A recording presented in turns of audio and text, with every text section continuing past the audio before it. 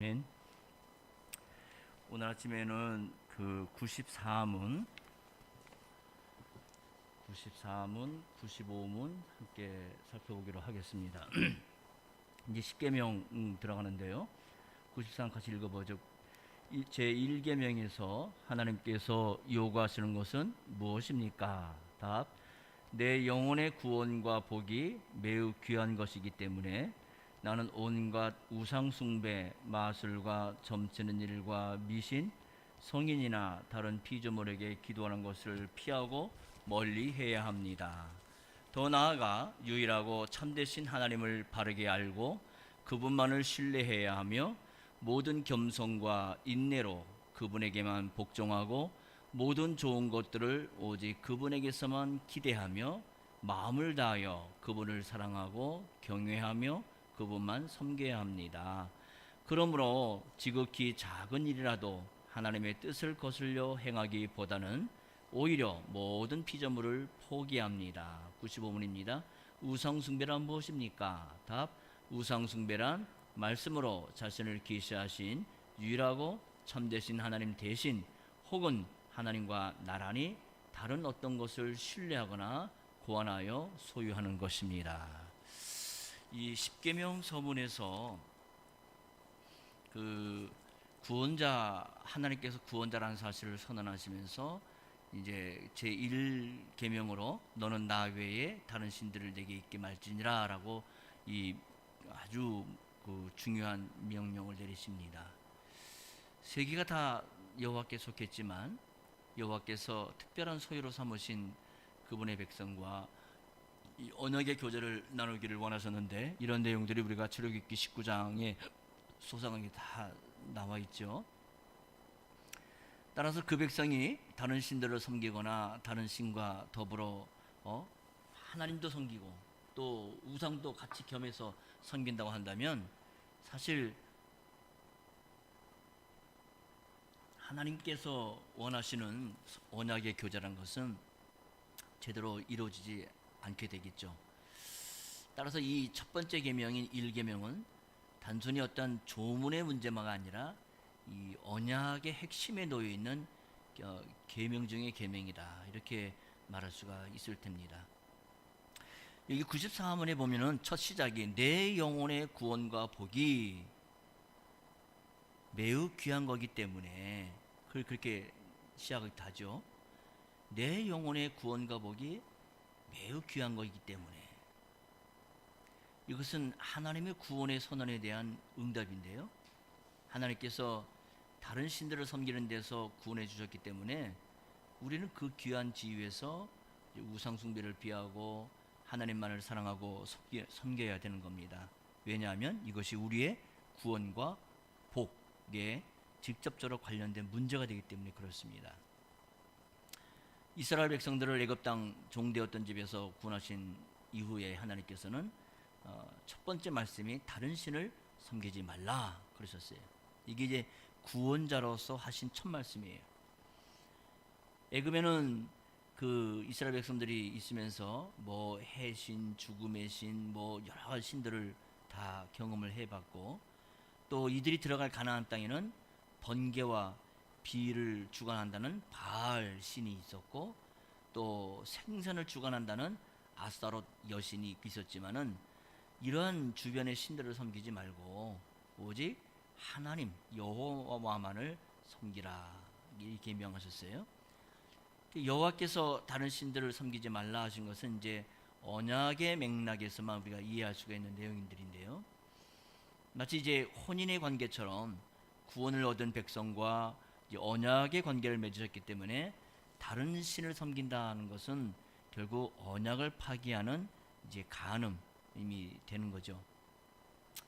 이 십계명 자체가 언약적 성격이 있기 때문에 선지자들은 우리가 지금 미가서를 보고 있지만은 우상 숭배를 영적인 간음으로 아주 무섭게 책망을 했던 것이 모든 선지자들의 일관된 외침이었습니다. 여호와께서 이스라엘 백성에게 유일한 구원의 주 하나님 되심을 나타내시면서 그들에게 오직 하나님만을 섬기라 하신 것은 이것은 사실 피조물인 인생으로서는 도무지 생각할 수 없는 큰 은혜 중에 은혜가 될 텐데요. 그러기에 이것을 제한시키는 것이 아니라 이것은 하나님의 온전한 사랑에 거하게 하시는 크신 은혜다. 그러니까 사람이 뭔가를 하고자 하는 것을 하나님이 제한하고자 너 이것만 해 하면서 어떤 그렇게 울타리를 치워준 게 아니라 오직 그 반대로 하나님의 온전한 사랑에 거하게 하신 크신 은혜의 배려다. 이렇게 우리가 생각을 해야 됩니다. 따라서 이 언약에 대해서 구원을 얻은 사람은 전적으로 말은 아주 순결하게 사랑과 순종의 반응을 하며 나아가야 되겠죠. 여호와께서 이렇게 언약의 맥락에서 다른 신들을 섬기지 말라 하셨기 때문에 우리는 둘 중 하나를 선택해야 되는 겁니다. 여호수아에서 보게 되면 여호수아가 마지막에 그 백성들을 모아놓고선 너희들은 선택하라. 나와 내 집은 오직 여호와만을 섬기겠노라 라고 선포하지 않습니까? 그러니까 여호와만을 섬긴다는 것은 결국 다른 건 다 버린다 하는 그런 이야기예요. 이 하나님만을 섬긴다는 것은 결국은 분사형으로 계속해서 뭔가 새롭게 돼야 될 그런 내용을 말해주고 있는데요. 그러니까 한 번에 모두 해결되는 문제로서 나는 하나님만 섬기니까 딱 끝, 이게 아니라 나는 하나님을 섬기는 삶을 계속해서 지향해 나갈 것이다 하는 얘기예요. 이 언약의 말씀의 십계명은 그 계명을 통해 하나님과의 교제에 참여하는 것을 말합니다. 따라서 이 언약의 주인이 되신 하나님을 섬기지 않는다면은 그 자신이 구원과 무관하다는 것을 스스로 드러내는 것뿐이에요. 그 이스라엘 백성들이 구원자이신 하나님을 버리고 우상을 섬겼을 때 그들은 결국 우리가 지금 미가서 말씀에서 보듯이 다른 나라의 포로로 잡혀가는 심판을 받게 되지 않습니까? 하나님의 나라는 하나님께서 다스리시는 나라이기 때문에 결코 우상 숭배자는 이 나라에 살 수가 없는 거예요. 들어갈 수가 없어요. 우리는 예수를 믿어서 과거에 그 두었던 우상을 버리고 하나님께로 돌아왔기 때문에 이 제1계명 첫 번째 문제는 우리가 이건 내가 이미 예수를 믿음으로 하나님을 믿는 사람이니까 이제 1계명은 이건 나에게 별로 의미가 없는 말씀이야 라고 착각할 수 있을지 몰라요. 하지만 하나님께서 언약의 말씀과 함께 그분의 백성이 나오셨기 때문에 하나님의 백성은 항상 하나님을 최고로 모시면서 섬길 의무가 있는 겁니다. 지금 이 10계명은 하나님을 구원자로 모시겠습니다 하고 있는 구원하기 전에 이 이스라엘 백성들에게 주신 게 아니라 홍해 바다를 건너서 애굽 군대로부터 건져내셔서 일단 구원을 얻은 이스라엘 백성들에게 이 계명을 주신 거예요. 그런 거지 구원을 받고자 하는 자들에게 주신 계명이 아니란 말이에요. 여기에 우리가 주목을 해야 됩니다. 그러니까 1계명은 구원받은 자로서는 평생에 걸친 과제다. 그거예요. 그래서 하나님 백성은 항상 하나님을 최고로 모시며 섬길 의무가 있다 하는 것을 제1계명에서부터 얘기해주고 있는 거죠. 여호와께서 이스라엘 백성을 애굽 땅 종되었던 집에서 구원하신 이후에 오직 여호와만을 섬기라 하신 것처럼 그리스도께서도 우리의 구원을 이루기 위해서 십자가를 지신 다음에 모든 걸 버리고 주님만 사랑하며 따르라 이렇게 요구하셨어요. 마태 10장 37절 38절 보게 되면 부모나 처자나 자기 자신을 미워하고 자기 십자가를 지고 모든 소유를 버리고 주님을 따르라. 주님이 이렇게 명하시잖아요. 이게 그리스도께서 십자가를 지신 것처럼 우리 모두도 세상에 대해서 십자가에 못 박고 주님을 따르는 것이 이게 신자의 도리입니다. 이것은 비단 믿음이 좋은 사람, 신앙이 좀 돈독한 사람만 요구되는 게 아니라 모든 신자라면 다 누구나 예외 없이 요구되는 겁니다. 왜? 교회는 이러한 제자로만 구성이 되기 때문에 그래요. 그러기에 사실 형식적인 교회는 될 수 있어도 참된 교회의 이 회원으로서 살지 못한다면은 그건 별 의미가 없는 얘기가 되지 않겠어요? 그러니까 믿음이 없으면 참된 교인이 될 수가 없는 거예요. 하나님을 사랑하여 섬긴 것처럼 그리스도께서도 그를 사랑하면 그분의 계명을 지킨다라고 요한복음 14장 23절에 말씀하셨어요. 그리스도의 명령을 지키면 자연히 우상을 멀리할 수밖에 없는 거예요. 그리스도의 계명을 지켜서 온전하게 된다는 것은 세상에서 말하는 도덕적, 윤리적으로 흠이 없이 그렇게 착하게 산다는 걸 그런 의미로 말하는 것이 아닙니다. 우리가 다윗을 보지만 다윗은 하나님 앞에 신선한 사람이었지만 그러나 그분의 생애를 세밀하게 살펴보게 되면 간음죄도 졌고 살인죄도 지었던 그런 사람이에요. 그런 자였지만 그런 선지자의 전한 하나님의 말씀을 듣고 진정한 회개를 하는 자리였단 말이죠. 예수님께서도 신자의 온전함을 말씀하셨는데 그것은 이 세상에서 말하는 흠이 없이 사는 것을 말하는 게 아닙니다.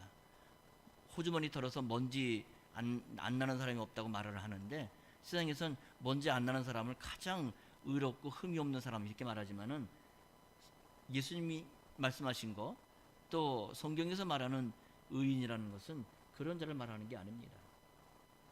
하나님께서 악인과 선인을 구분하지 않고 선을 베푸시는 것처럼 사람을 나누지 않고 사랑을 나타내면 하나님을 닮아 온전하게 될 수가 있게 되는 겁니다. 여기 94문에 보게 되면은 재밌는 얘기가 나오죠.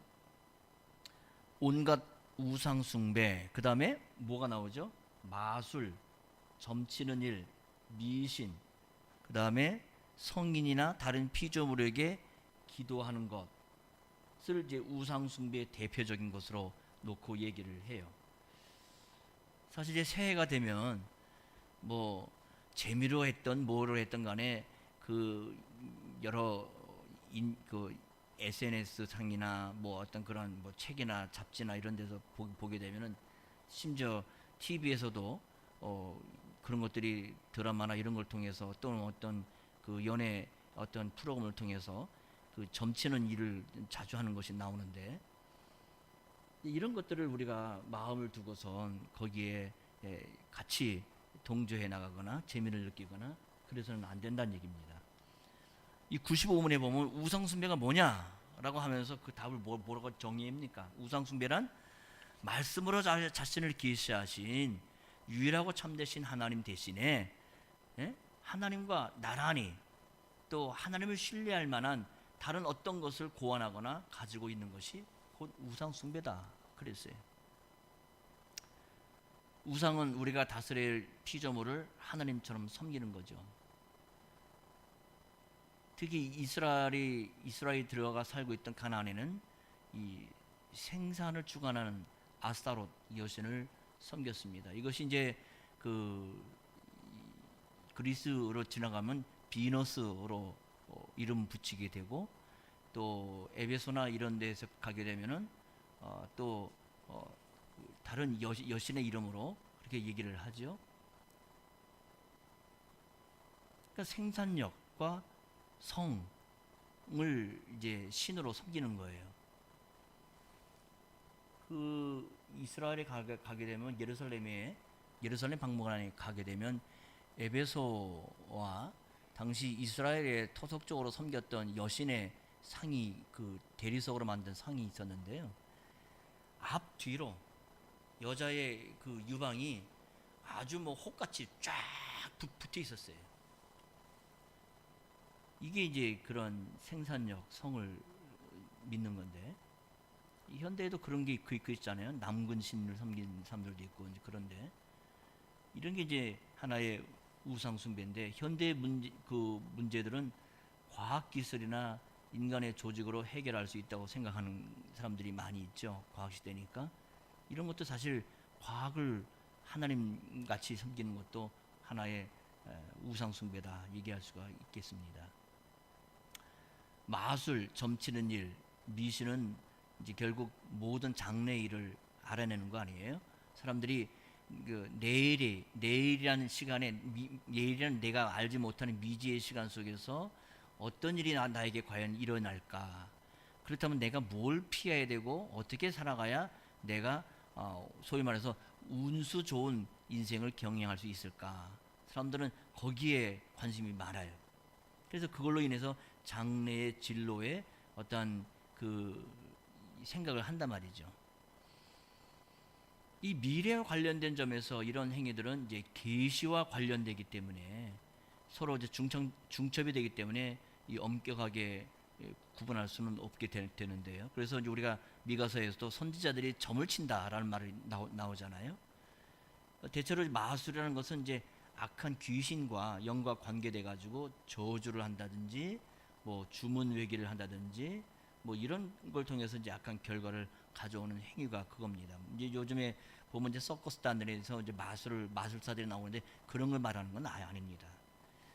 그건 하나의 이제 재미로 보이기 위한 속임수고, 이 마술은 그런 게 아니라 진짜 악한 영과 신과 그 악한 귀신과 접신을 해 가지고 저주를 한다거나 사람의 어떤 이 내일을 이렇게 얘기하는 그런 얘기들인데, 또 점치는 일이라는 것은 별자리, 또 카드점을 치죠.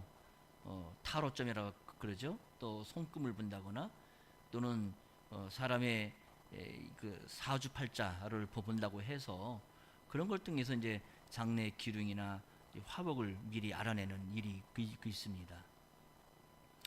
미신은 문자 그대로 그릇되고 미혹된 신앙이라는 뜻이 미신 아니에요? 이제 이런 걸 뭐 특별히 어떤 특정한 숫자, 예? 특정한 색깔, 뭐 마스코트, 뭐 이런 걸 이제 사람들이 좋아하기도 하는데, 이런 걸 다 포함하는 이야기들이에요. 이런 것들은 예언의 형식을 갖추었지만 잘못된 거다. 이들은 사람들을 그릇 인도하는 결국 거짓 선지자들이에요. 하나님께서 하나님 백성으로 살기에 충분한 말씀을 충분한 만큼 내려주셨기 때문에 우리에게는 새로운 계시가 더 이상 더 필요하지는 않습니다. 하지만 그 말씀에 순종하는 대신에 자기 행복을 위해서 거짓 선자를 찾아가는 일은 있어요. 이것은 구원을 얻은 하나님 백성이라고 하면 도무지 용납될 수가 없는 일일 것입니다. 우리가 보통 이제 자녀들이 혼인을 한다거나 또는 집을 이사한다거나 또는 집안에 새로운 아이가 태어났는데 그 아이의 이름을 짓기 위해서 어떤 그런 점치는 사람들한테 가서 도움을 받고자 하는 일들이 있는데, 이건 도무지 있어서는 안 되는 일이다 하는 거예요. 계시된 일은 우리의 순종을 위한 거고, 신비한 일은 여호와께 속하기 때문에 계시자이신 하나님께서는 여기에 거스르는 것에 대해서는 결코 용인하지 않으십니다. 하나님께서는 장래 일을 이야기하는 거짓 선지자는 이스라엘에서 다 없애도록 하셨고 이를 용납하지도 않으셨어요. 이게 신명기 13장에 나오는 얘기들이지 않습니까? 가나안 땅에 이스라엘 백성이 들어갔지만 그 안에는 많은 거짓 선지자들이 있었어요. 하나님께서는 그들에 대한 심판을 하신 후에 구원을 얻은 이스라엘 백성들에게 이와 같이 10마디 말씀을 주셨습니다. 이러한 거짓 선지자들을 완전히 헛것으로 만드는 것은 다름 아닌 모세와 같은 참된 선지자들이에요. 그리스도께서 모세보다 더 큰 선지자로 오셔서 하나님 말씀의 참뜻을 우리에게 온전히 다 알려주셨습니다. 계시하셨어요. 구약의 이스라엘 백성보다도 더 큰 구원과 계시를 받은 우리로서는 하나님만을 사랑해서 그분의 계명을 온전히 순종해야 되는 겁니다.